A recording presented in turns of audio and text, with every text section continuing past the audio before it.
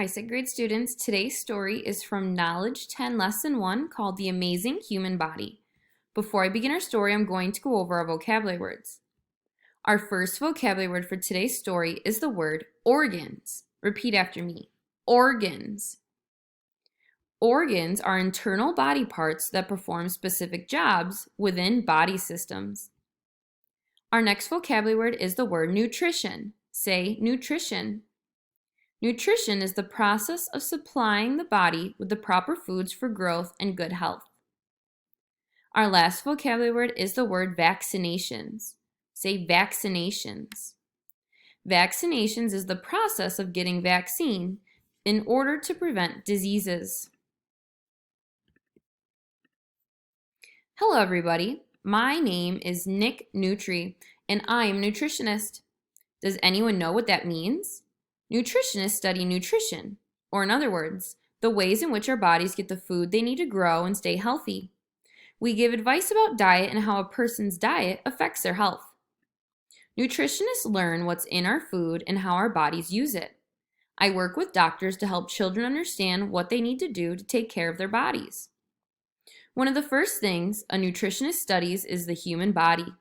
It's important to understand how the body works in order to know how to keep it healthy. Dr. Wellbody tells me that you already know a lot about the human body. Stand up. Let's take a look at the body parts that we can see. Where's your skin? It's all over you, isn't it? Skin covers your head, your face, your neck, your chest, your tummy, your bottom, arms, legs, hands, and feet. It covers everything. Your skin is a stretchy, waterproof covering that protects you from germs and helps control your body temperature. Just beneath your skin are tiny little receptors, part of your nervous system that travel to your brain. You can't see them, but they tell your brain what's touching your skin, and your brain reacts to the touch. Some touches, like petting a dog, can be very positive, while others, like touching a hot stove, can be quite painful. Touch is one of your 5 senses. Who can name the other 4 senses that help get information about your surroundings? We have taste, smell, sight, and hearing. Oh, Dr. Wellbody was right. You do know a lot. Touch, taste, smell, sight, and hearing are your 5 senses. Let's sit down and find out what you already know about your body. Where is your sense of taste located? Right, in your mouth. Your tongue is covered with taste buds that allow you to taste the differences between sweet, salty, bitter, and sour foods. They also warn you of danger from hot foods and other things that may harm your body. Did you know that your sense of smell is connected to your sense of taste? That's why some things don't taste the same when you have a cold. What part of your body is affected the most when you have the sniffles?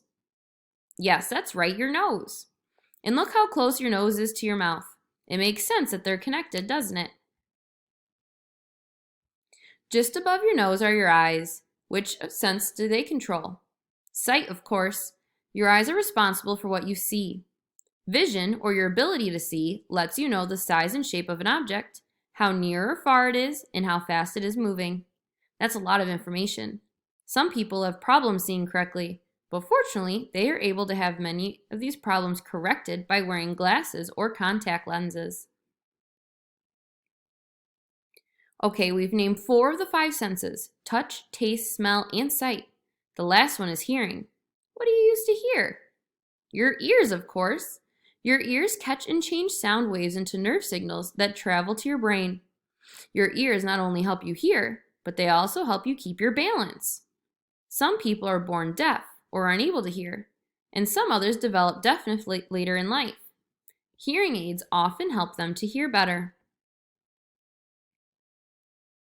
Look around you. You all have skin. You all have eyes and noses and mouths and ears. But do you all look the same? Certainly not.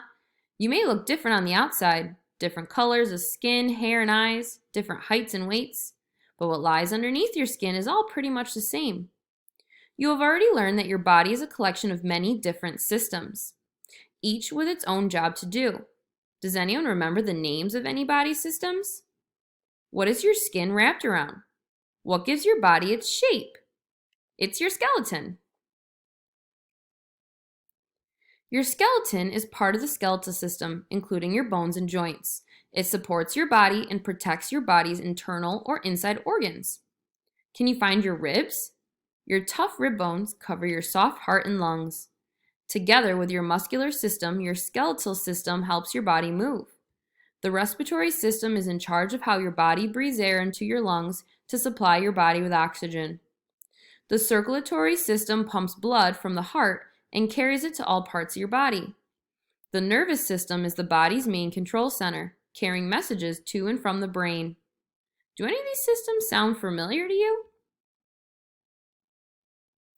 Although all of the body systems are important, the two that interest me the most are the digestive system and the excretory system. That's because they are the ones most responsible for the food that enters and leaves your body. You get nutrients from the food you eat, and I want to make sure that your body gets the nutrients it needs. The digestive system carries your food to your stomach and small intestines, where it then breaks down food into fuel to give your body the energy it needs to live. Food that your body can digest moves into the large intestines and is released as solid waste. The excretory system moves liquid waste from the body. We're going to talk about these two systems a lot more another day. People often compare the human body to a machine with lots of movable parts working together. Most of the time, your body systems work well together, but just like machines, sometimes things break down. Germs may get inside your body and cause illnesses. The body fights off germs within the body, but sometimes the body defenses are not enough. As a baby, you may have received vaccinations to help prevent diseases that were once common among children. Vaccines, or the medicine in a vaccination, are inactive or weakened germs.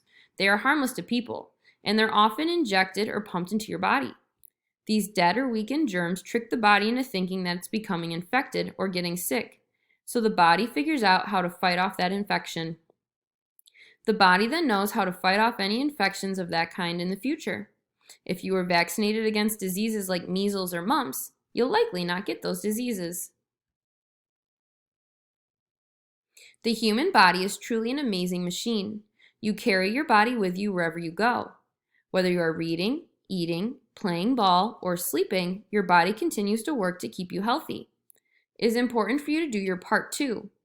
What are some of the things you can do to take care of your body? Germs are everywhere. How can you help your body fight off germs? Washing your hands with soap and water is one of the most important things that you can do. Make sure that you wash them often, throughout every day, and especially before you eat. Clean the rest of your body with regular baths and shampoos too. Cleanliness, or keeping a clean body, is very important to your body's health. How often have you heard an adult say, "Eat your fruits and veggies"? Told you that I am a nutritionist. That means the good nutrition is very important to me. Eating the right foods is important for good health, and that means eating lots of fruits and veggies. It is so important that your body gets the proper nutrients it needs so that the marvelous machine keeps running smoothly. Exercise goes hand in hand with healthy eating. The food you eat supplies your body with the energy it needs to exercise its muscles. By walking, running, and playing ball, you help your body stay lean and fit. Getting enough rest and having regular checkups with healthcare professionals, such as doctors and nurses, are both important. In the following lessons, we'll talk about all these things. Taking care of your body is more than just keeping your fingers crossed and hoping you'll be healthy. By the time you finish these lessons, you'll know a lot of ways that you can help your body stay strong and healthy. Next time we're together, I'm going to tell you about one of my favorite heroes, a man named Anton van Leeuwenhoek. He is from a country called Holland, and he was Dutch, which is what you call someone from Holland. Today, Holland is part of the country known as the Netherlands. Anton was named for where he lived in Holland. The name of the street was Lionsgate, and his house stood on the corner. The word for line in Dutch is lei, and the word for corner is hoek. Thus, his name is Anton, who lives on the corner of Lionsgate. Naming people in such a way was not uncommon when Anton was born, nearly 400 years ago. I can't wait to tell you why he's my hero, but I'll save that for next time.